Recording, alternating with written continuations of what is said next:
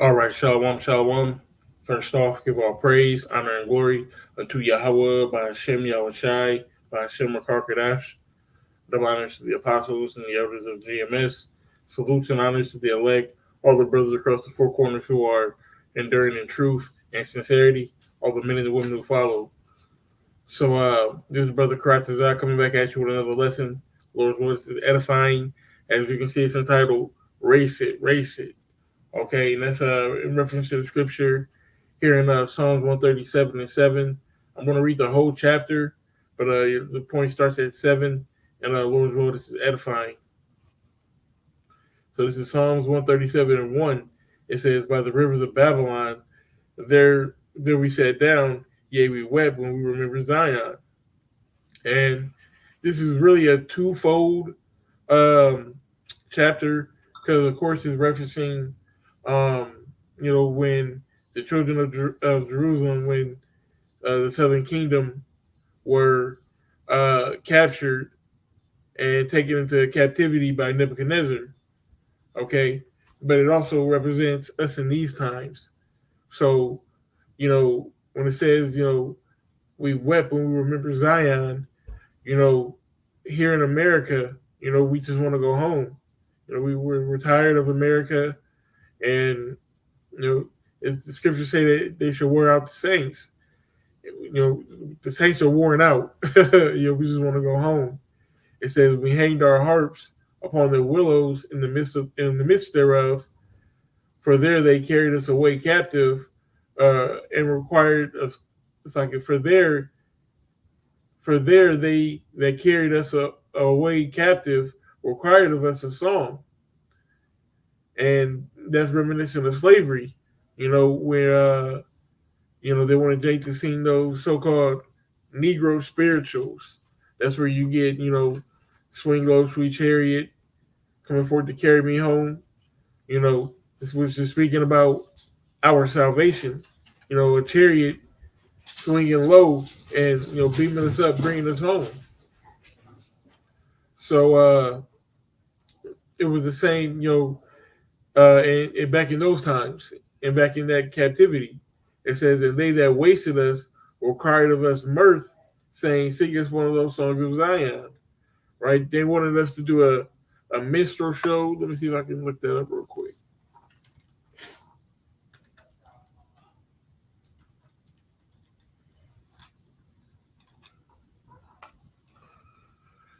Minstrel show is a type of stage of entertainment featuring songs, dances, and formulaic comedy routines based on stereotype depictions of African Americans and typically performed by white actors with blackened faces. So that's talking. Okay, maybe I used um, the wrong definition, but that's basically a minstrel show is mocking how they made us sing and dance and whatnot. Let me see, but basically, they use Jake for their entertainment purposes. Okay, to verse 4. How shall we sing the Lord's song in a strange land? It just don't feel right. You know, that's why we can't sing. The song of salvation. We can't truly be happy. Here in captivity in Babylon. It just don't seem right. We're in a strange land. All right, it says, for it's like it. If I forget thee, O Jerusalem, let my right hand forget her cunning. Right, just like I write with my right hand, I shoot a basketball with my right hand. If I forget Jerusalem, you know, let all the skill leave that right hand. That's what it's saying. If I do not remember thee, let my tongue cleave to the roof of my mouth. If I prefer not Jerusalem above my chief joy, because like I said, man, we just want to go home. We just want to go home. It says, remember, O Lord, the children of Edom in the day of Jerusalem, who said, race it, even to the foundation thereof. All right, and I'll just read the rest of this out. Then we'll go into the study guide here, and we'll break it down. It says, O daughter of Babylon, who art to be destroyed, happy is he Happy shall he be that rewardeth thee as thou hast served us. And that's going to be a major part when we go through this breakdown. Okay, it says, happy shall he be that taketh and dasheth thy little ones against the stones. So let's get into the the study guide. It says, remember, O Lord, remember, O Lord, against the sons of Edom. The psalmist directed his words to the Most High, asking him to remember the people of Edom for conducting their conquest of Jerusalem. In this case, call to remember, a call to remember was to oppose or to judge. All right, it says it appears from Jeremiah 12 and 16. For even thy brethren in the house of thy father, even they have dealt treacherously with thee, and they have called a multitude after thee. Believe them not, though they speak unto thee fair words, right? Because it says the house of thy father. Well, what father are they talking about? They're talking about Isaac. And who are the children, okay, of Isaac? Jacob and Esau, which makes Esau still our brother, all right? Our evil twin, yet still our brother. And it said that they dealt treacherously with us. Matter of fact, let's just get that precept. This is right here. This is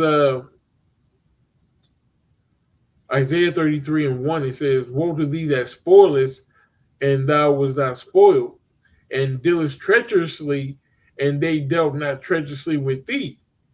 All right, because we didn't do anything to them, and we're going to go into it. So, matter of fact, we're going to hit pause, and we're going to jump back into this breakdown. All right, it says, I gotta hit this point though. It says that the Idumeans, all right, the Edomites, they they joined the army of Nebuchadnezzar against their brethren, the Jews. All right, we didn't do anything to them. We didn't deal treacherously with them, but they had dealt treacherously with us. All right, it says, when they shall cease to spoil, thou shalt be spoiled. So the tables are going to turn, and when thou shalt make an end to deal treacherously, they shall deal treacherously with thee. So we are going to deal treacherously with them as a revenge. All right, we're going to get that here in Obadiah, and we're going to still go through this scripture breakdown as well. It says, and they that were, it's like it, and that they were the main instruments of raising the walls of Jerusalem even to the ground. All right, so the Edomites joined the army of Nebuchadnezzar. All right, in the time of the invasion of Jerusalem, and they were the ones, the main instruments of raising the walls to the ground. So what does that mean to raise the walls? Okay, because in the scripture, it says who said raise it, raise it. It's like a chant, like raise it, raise it, raise it, raise it, raise it, raise it. They were excited about our downfall. So when you get that word raise, it means to completely destroy. They want the walls of Jerusalem completely destroyed. All right, racing, to pull or to knock down of a building or of a town. All right, from earlier raising, the etymology to scratch, to slash, to scrape, to erase. They pretty much wanted us to be erased from history. Okay, they didn't want Jerusalem known. They didn't want the Israelites known. They wanted to, to scratch us off, slash us out. So when you go to that word erase, all right, from the Latin erasus, past participle eridere, to scrape out, to scrape off, to abolish, to remove, okay, from X meaning out, and raise, we just see what raise is, all right, to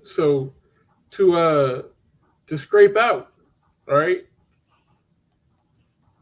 to completely destroy and alter out, okay, to pull down. So basically to wipe us off the map. That's what they were chanting, for us to be wiped out completely. All right, it says the small book of Obadiah is a prophetic pronouncement against the Edomites for their part in the conquest of Judea. So let's get that real quick. This is Obadiah chapter 1, and uh, uh, I'll start at 9. It says, "In thy mighty man, O Teman, thou shalt be dismayed to the end that every one of the mount of Esau may be cut off by slaughter." Right, because as we read in Jeremiah, we're going to deal with you treacherously as you dealt with us treacherously. For the violence against thy brother Jacob, shame shall cover thee, and thou shalt be cut off forever. So you're going to be cut off, okay? You're going to be erased. You're going to be erased and cut off forever, okay? Matter of fact, let's see what that word there is.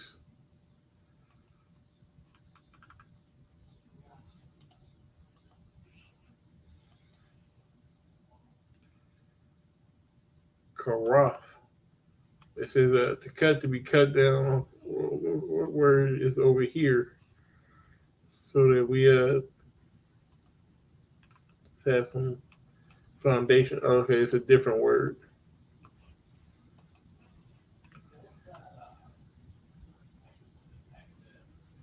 Raw. It says to be bare, to be nude, to be uncovered, to leave destitute, to uncover, to empty, to raise, to pour out, to lay bare. All right. So going back to where we at, to cut off, to cut down, to cut off a body part, to cut out, to eliminate, to kill, to cut covenant, to cut off, to cut down, to hew, to cut down, to destroy, to take away. Uh,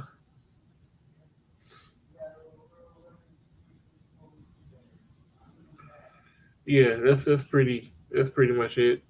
So let's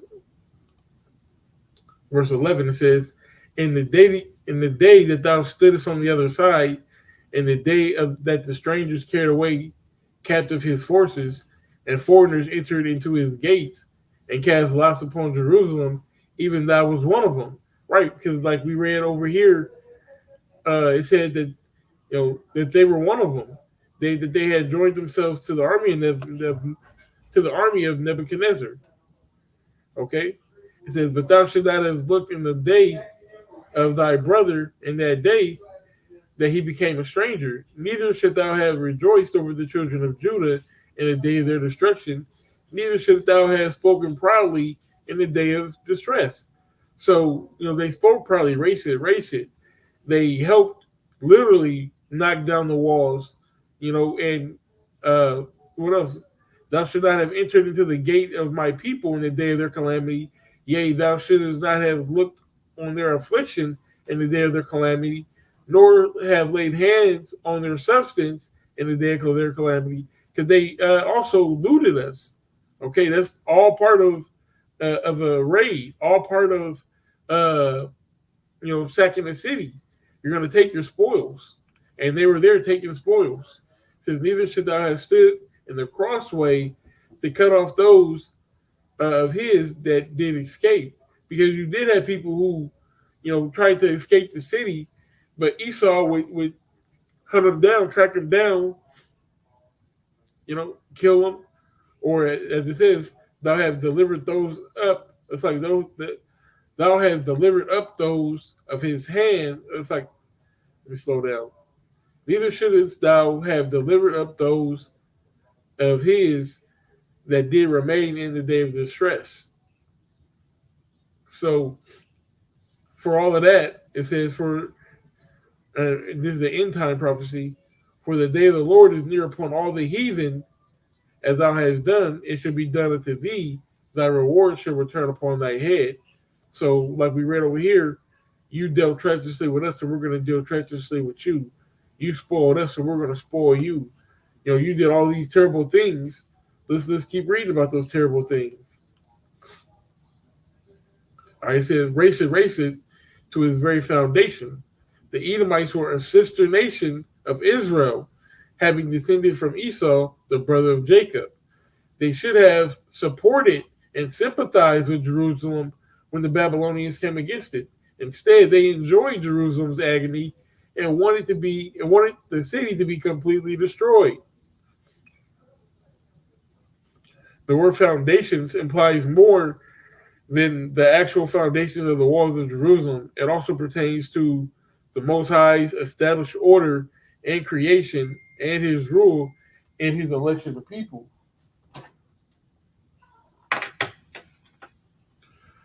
Uh, 1 second. All right, the word foundations implies more than actual foundations of the walls of Jerusalem, as it pertains to the Most High's established order and creation and his rule and his election of people to himself. Right? They wanted to just completely erase everything. All right, um, they lost their blessing to Jacob, and now they want to redo.